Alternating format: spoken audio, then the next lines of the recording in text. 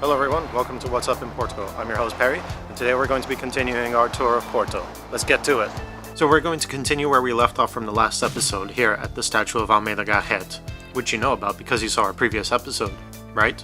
Right? Anyway, we're going to continue from here. So we're going to turn around and walk down the Avenida dos Aliados. Let's go.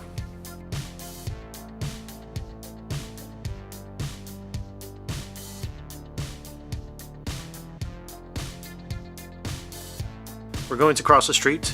Be very careful, make sure you cross the zebra crossing when the little figure is green. I was going to say the little man, but how do we know it's a man? Why not a woman wearing pants? Let's call it the gender neutral figure. So only cross when the gender neutral figure is green. There's a little wooded area here. Not quite a black forest or Brennan wood, but it provides a little shade during the summer. The chairs are helpful as well, if you can find any free, that is.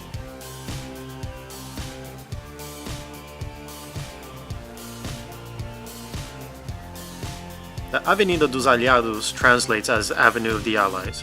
It was named after the Triple Alliance of the First World War, which Portugal officially joined in 1916. For those of you who don't know, the Triple Alliance was Britain, France, Russia, and the others. Yeah, okay.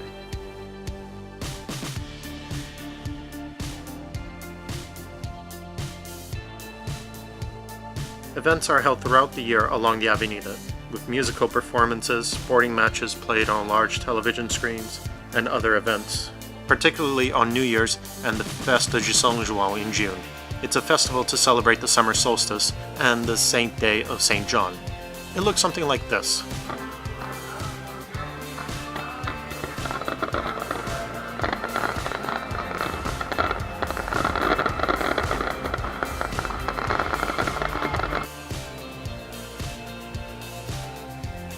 The sculptures in the central area are called Juventude and Abundância by Henrique Moreira, a Portuguese sculptor with dozens of works spread throughout the city. The pieces are known colloquially as the Girl of the Allies and the other one as the Boys. The granite buildings lining the avenue are financial buildings with several banks occupying them, but unless they're going to give me any money, I'm not interested in them.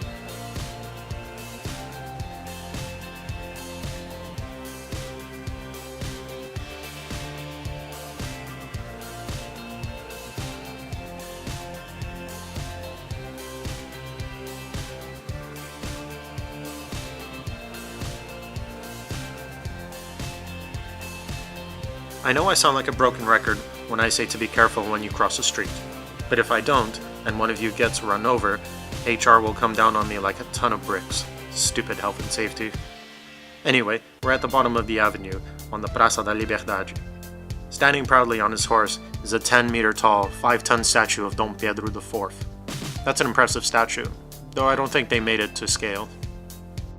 Dom Pedro is one of the most important figures in modern Portuguese and Brazilian history, because he was both the king of Portugal and the emperor of Brazil. What?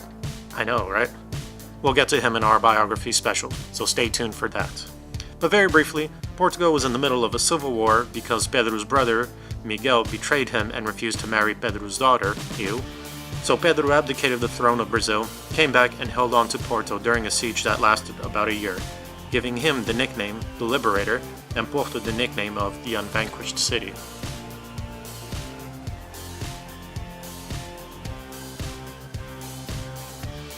From here we could go left to the Torre dos Clérigos, but surprise surprise we're going to turn right. Well, it could be the left if you're looking down towards the river.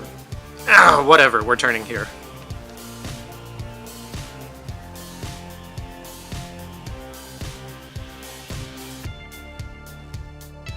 Look, there's a bear playing the bass guitar, but don't talk to him, not after what he did to Leo. Love you, Leo. You could have gotten on that door.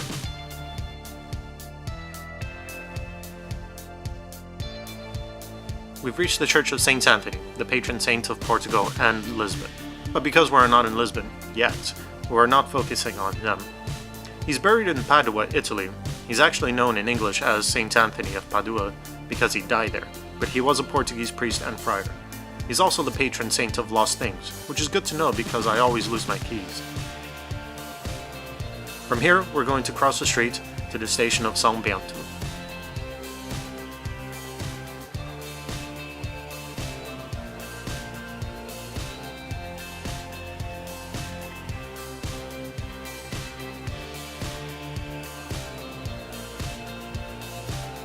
São Bento is one of the most impressive train stations anywhere in the world, with its 20,000 tiled entrance depicting scenes of Portuguese history and scenes from the countryside.